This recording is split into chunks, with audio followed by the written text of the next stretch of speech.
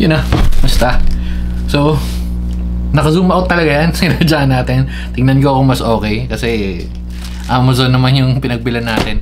Okay, so sa saktong-sakto, medyo marami-rami yung nagtatanong na kaso pangit kita pala to. Kakat ko na lang yan. Hindi, pero yun nga, maraming nagtatanong yung sa Amazon pag okay ba umorder sa Amazon? Okay naman. But then again, pagka umorder kayo ng more than 10,000, automatic meron yung shipping tax.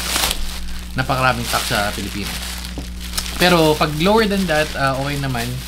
Wala nang shipping tax yun. Pero ibang shops, ibang store, meron pa rin yung shipping fee.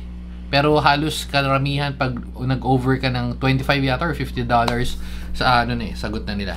Pero anyway, eto nga, order tayo ng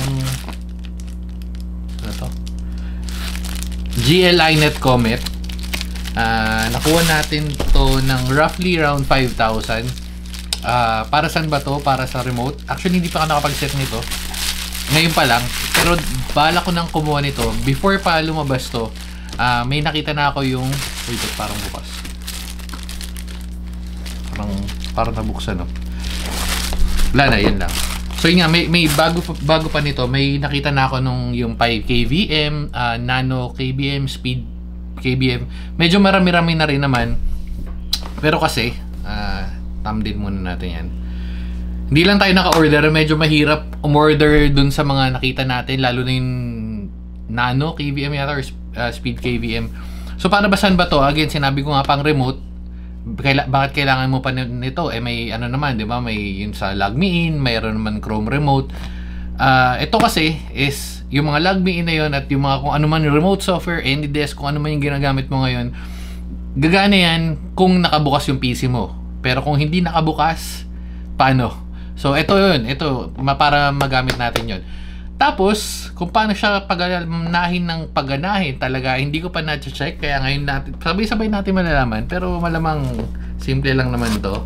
May mga koneksyon lang naman gagamitin. Yan, open na. Whoop! Okay. Pero baka mag-order, may balak kong orderin sa Amazon. Medyo marami pa lang tayo nakapilang bibilin. Pero baka may balak kang bilhin sa Amazon ulit. So, gagamit tayo ng freight forwarder. Okay, so ano yan? Wait lang. May serial ba? Wala. Box, normal box lang naman. What's included?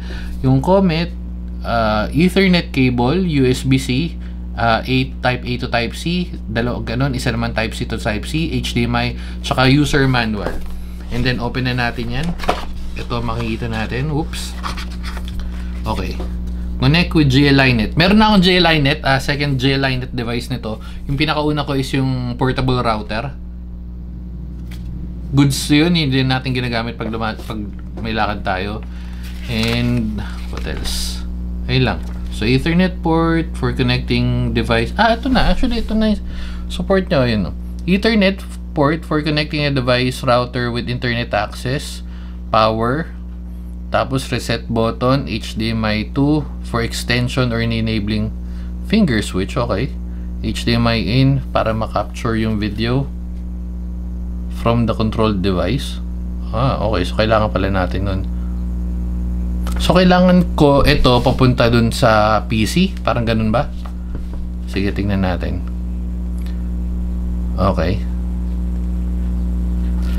Itong ganito, ito yung nakukuha ko to sa sa MacBook. Pag nagko-connect ako from Chrome, kahit anong device, pag nagko-connect ako sa MacBook, medyo may misalign. Parang ganito yata ang issue nun. Okay. And then setting up, ito na rin, ayun na. So, setting up Mac OS. Okay, power in. Actually, yun na pala. So, masusundan na lang natin to. Pero ayun yun, just in case na may makawala, tamang post na lang. O yan. So, for Windows, and then yan. Okay. So, pupunta kayo tapos sa website na link.gl-inet.com/label-rm-app to download and install applications. Okay.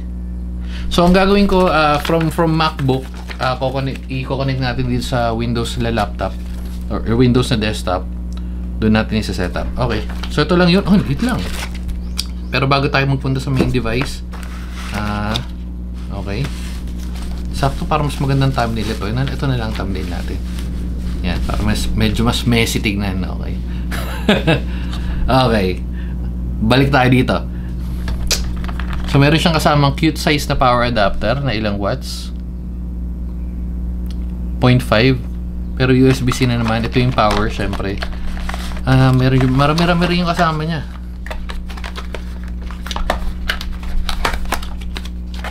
Kable lang, kable.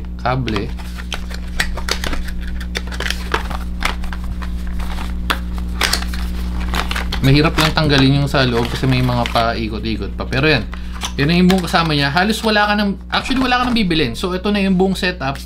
Ang gagawin mo na lang is isa-setup at i-connect mo sa laptop o desktop mo. So lipat tayo doon or isa-setup ko muna doon. Tapos i-connect ko na. Tingnan muna natin. Yan, basta sa setup ko na. Lilipat tayo sa DJI. Saan yun? Ay, ito pala. Hindi ko pala buksan. Sorry. Ito na. Ito yung maliit na device. Whoop! Uy, yung cute. White. Gray. Silver. Wait lang. May QR eh. Baka wala. Wala naman. Wala. May serial number lang. Pero yung remote likod. So, model GL-RM1. So, ito yung sinasabi nung sa may USB, may HDMI, power. Ito yung para sa keyboard and mouse, power or reset. And then 5 volts. Yan lang, maliit lang. Yan na yun. So kung gaano siya kalaki, wala akong paglapitan. Cellphone ko, sa cellphone ko. Ito. Ay, wala eh. Oh, ito, sakto. Ito na lang. Ito may lapit-lapit kasi nandun pa yung DJI ko. Ito yung DJI Pro. DJI Pocket. So, mas maliit pa sa DJI Pro. So, kalahati ng iPhone. Mas maliis. At saka magang lang naman. At isa pa, nakatago lang naman to. So, feeling ko hindi naman yung big deal. Pero, so, lipat na tayo. Okay, again, JLINET. Okay, so, bali ito na yung setup. HDMI. Itong HDMI papunta sa PC. Ito, papunta rin sa PC. Ito, papunta sa power. And yung Ethernet cable. Nasaan na yun? Ethernet cable. Ayun, naka-ready na doon. So, i-ready na lang natin. Go-connect natin. Na-set up na natin at pupunta na tayo dun sa website na sinasabi niya. Wait lang. Okay. So, yun na. Set up natin. So, pagkaibang PC yan. Yan. Tsaka yun na sa taas. MacBook and then desktop na Windows. So, pupunta tayo sa website na sinasabi niya. GLINET.com/ wait lang. And GLI, ito. Yeah. Basta tatype ko na lang. GLINET label -RM1-app. Yan.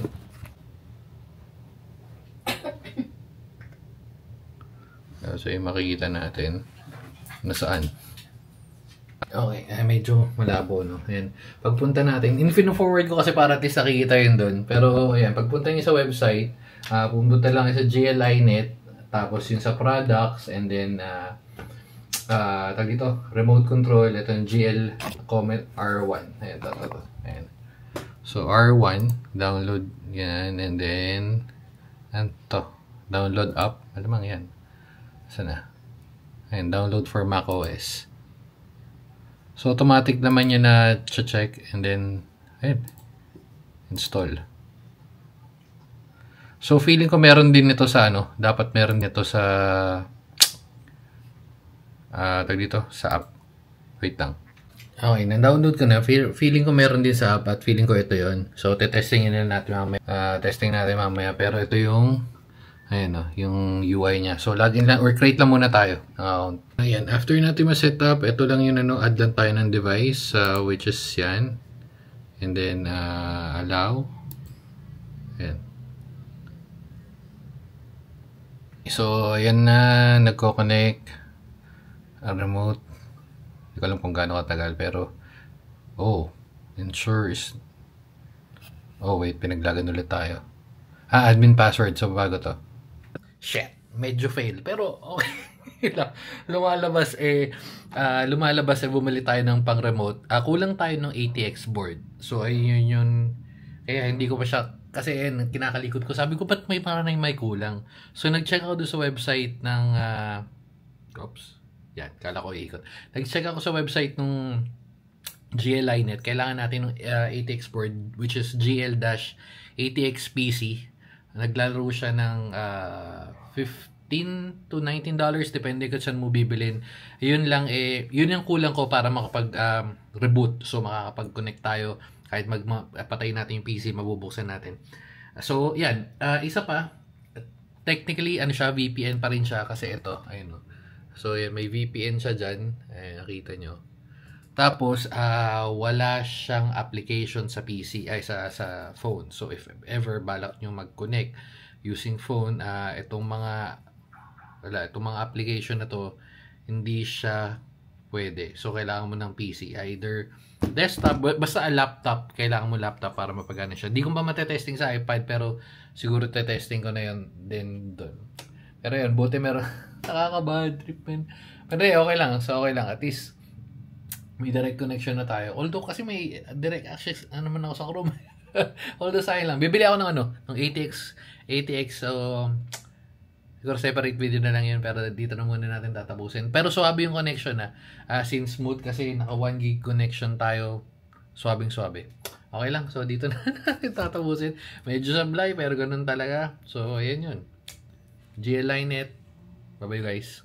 Babu.